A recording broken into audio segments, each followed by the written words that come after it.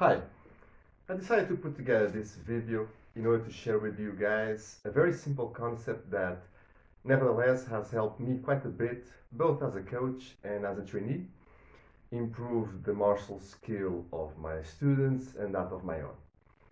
And the concept is very simple, as I've already stated.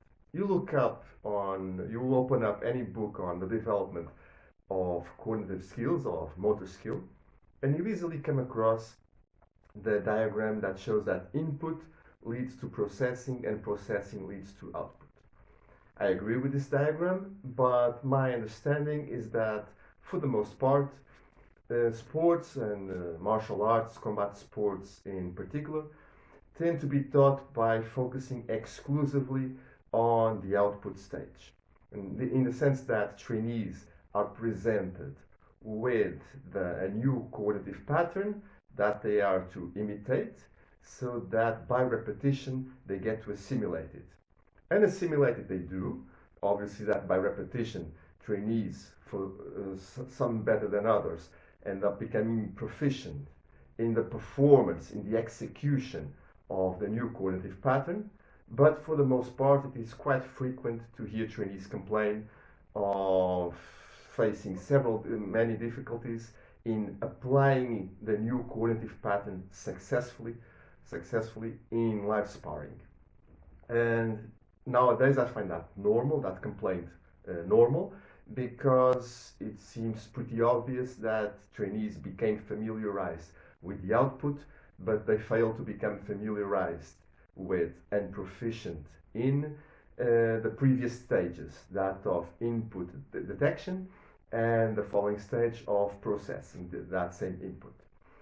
And so what do I propose? What have I resorted to in order to attain better results as a coach and as a trainee within live sparring? I'm going to give you an example of my alternative approach. Take the case of being thrown an object, such as your car keys, and having the motivation to catch those car keys that are being thrown in your direction. You may catch the car keys above your shoulder height, at your shoulder height, or below your shoulder height. If you catch your car keys above your shoulders, you do so by positioning your hand in this position. If for some reason the car keys are a little bit lower and you catch them at shoulder height, you end up rotating your hand to a different position in order to catch that object. If the car keys are even lower, and in this case below your shoulder height, you end up switching your hand even a little bit more in order to adjust to the incoming flight of the object, of the car keys in this case. And you do so, you adjust the positioning of your hand, not by consciously thinking of controlling the positioning of your body segments in space, but by focusing externally.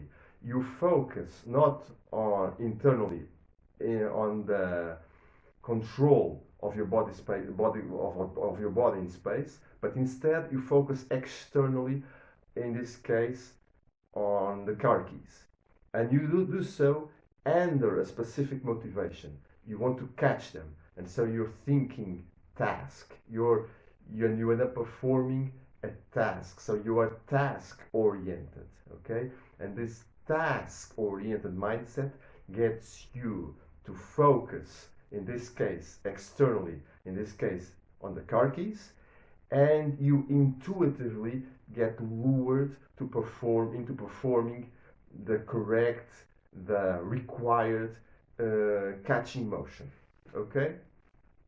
And therefore, such an approach that gets trainees to train with the focus being placed externally, gets them to become familiarized and skilled in all three stages. They become skilled and proficient in the input detection stage, with the processing stage, and also with the output stage. But they do so, they become familiarized and skilled in the output stage in a way that they manage to successfully perform that output within the specific scenarios that it is meant to serve within live sparring. And so if you want to learn more about this task-oriented mindset and how you can maximize its application to your training and that of your students, I've written a book a while back with the late Spiridon Katsigiannis called Development of Technique and Tactical Skill, a practical guide for coaches, parents, and athletes. Additionally, don't forget to follow my blog. Its address is insightsfromamartialjourney.com. And should you be interested in additional information, look up my Patreon page as well.